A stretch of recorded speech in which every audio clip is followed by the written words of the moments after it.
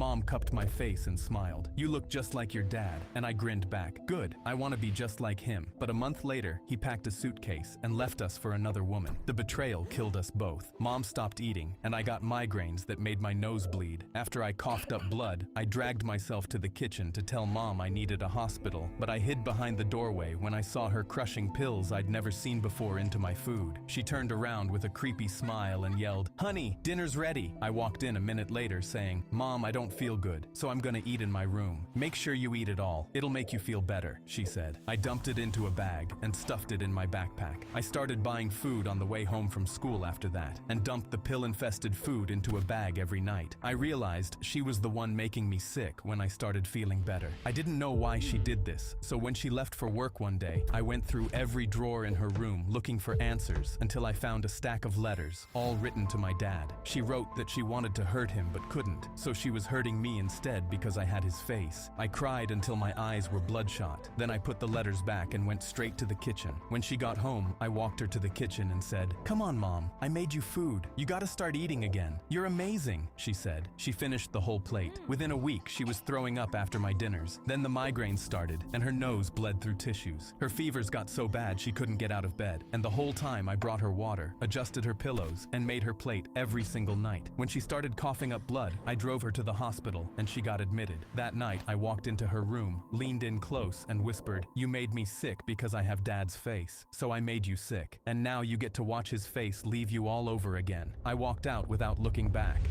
My mom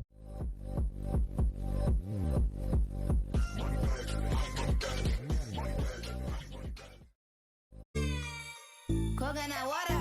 Sixth element. Coconut water. Now, it's time to bust a nut. Oh my god. We are all gonna bust a nut.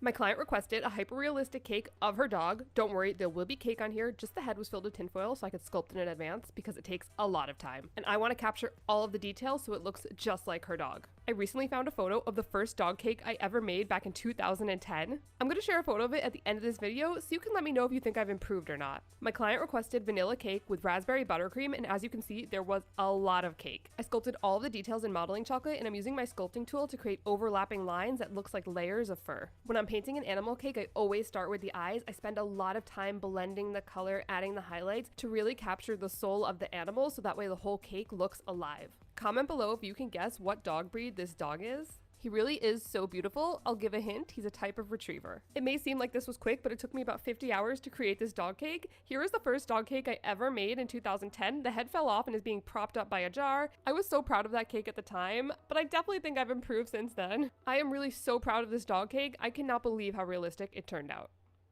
My client.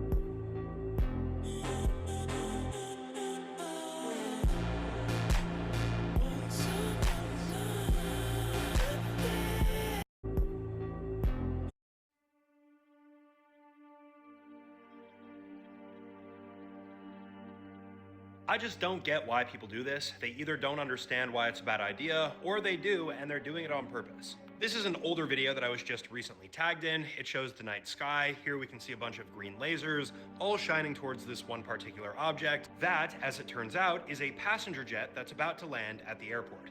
Now, according to my research, this incident happened back in 2024 at a festival that was taking place in Mexico, and yes, it was confirmed that this was a passenger jet filled with people.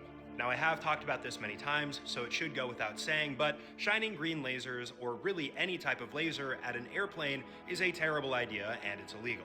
It obviously has the ability to blind the pilot, burn holes in their retina, and make it difficult for them to land safely, potentially risking the life of everybody on board the plane that you're shining with the laser. It's just crazy to me that so many people had this idea and thought that it would be okay doing this.